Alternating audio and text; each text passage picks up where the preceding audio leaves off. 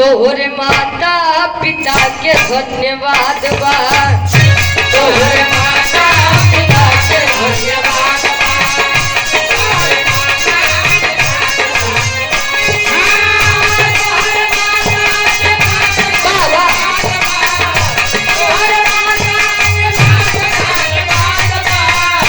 तोहरे माता पिता के धन्यवाद बा तोहरे माता पिता के धन्यवाद बा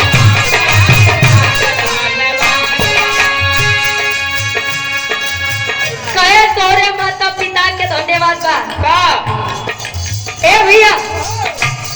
बिटिया दास करे माई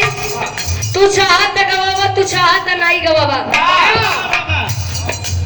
ये लोगों का प्यार है आशीर्वाद है हमारे लिए असली भगवान तो आप लोग हैं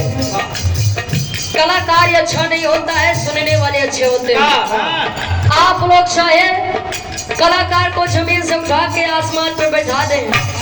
और ये आप लोग चाहे लते आसमान से उठा के नीचे पटक दें हमारे लिए असली भगवान आप लोग हैं बिटिया दास करे कैसे माई महफिल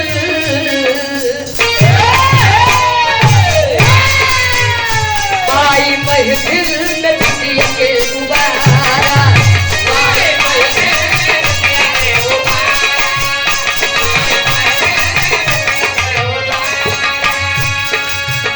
गीत संगीत स्वर ले सहारा गीत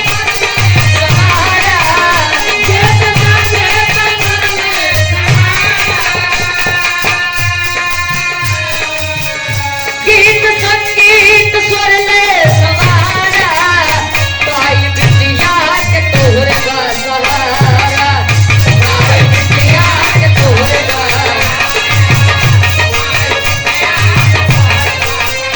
गीत संगीत स्वर ले सवारा गीत संगीत स्वर ले सवारा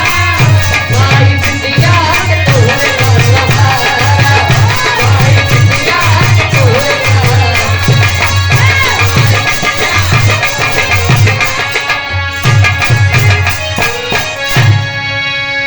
गीत संगीत स्वर ले समारा माई बिटिया के तोहरे बा सहारा अंतरक के पहले अंताल में बिटिया दास करे माई अच्छा कहते हैं विश्वास है तो सब कुछ है विश्वास नहीं है तो कुछ नहीं है विश्वास है तो लोग पत्थर में भी भगवान को खोज लिया करते हैं और विश्वास नहीं है साक्षात ईश्वर भी हमारे दरवाजे पर आ जाए तो लोग बेइज्जत कर देते हैं भगा देते हैं हटा देते हैं विश्वास बा अंतरक के पहले अंताल में बिटिया कहेगा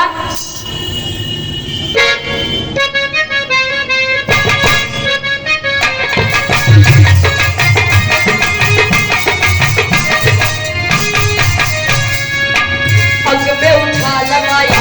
दिलवा के आसबा अंग में उठा लमाई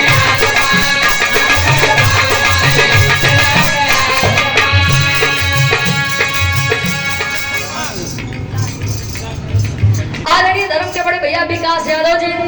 कोटवा की पाव सरजमी से हमारे गार्जियन जी के द्वारा ये 200 रुपए का सम्मान आशीर्वाद के सारे की हम बच्चे अपनी कलम में कामयाब रहे हेलो कहे अंग में उठा लमाई दिलवा के आसबा अंग में उठा लमाई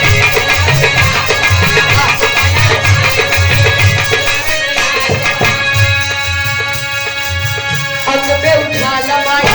दिलवा के आसबा तो आई गई बुमाई पूरा विश्वास तो आई गई बुमाई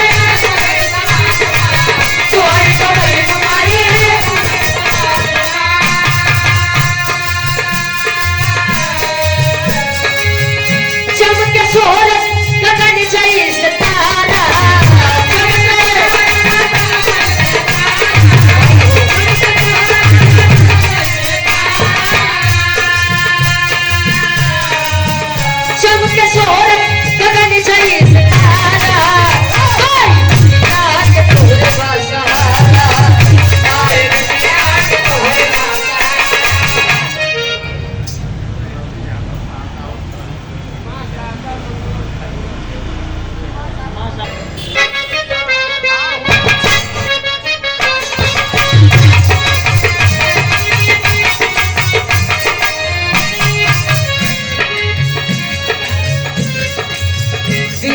गणेश माई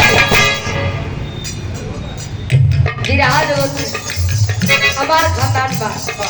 कोने बात के कलिए माई जोने बात के कलिए उ बात के हरियाली हमेशा बनाए के रखो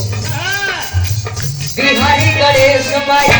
स्वर्ग कटाए हो बिहारी गणेश माई स्वर्ग कटाए हो बिहारी गणेश माई स्वर्ग कटाए कभी अमले तुझे गीत सजाए गीत सजाए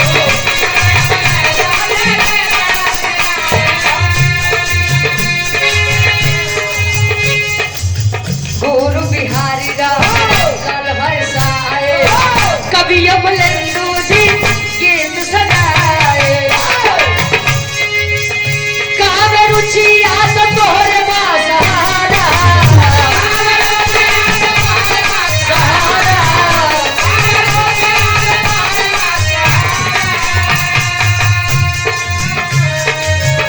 कावे रुचि याद तोहरे सहारा अरे माई महफिल